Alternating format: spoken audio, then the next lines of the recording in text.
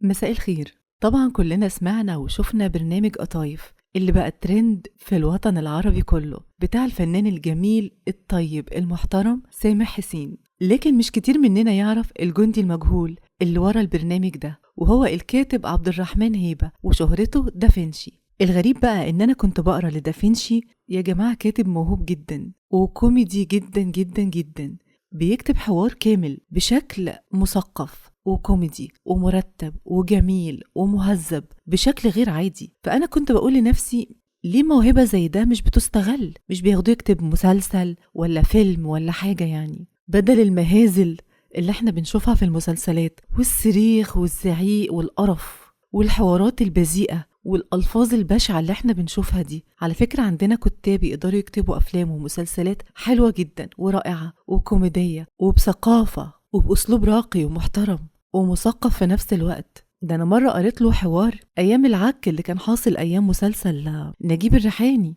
المسلسل اللي كان مكتوب بطريقة بشعة ده وبوظ لنا صورة وتاريخ نجيب الريحاني. قريت لدافنشي ده حوار كاتبه على لسان نجيب الريحاني.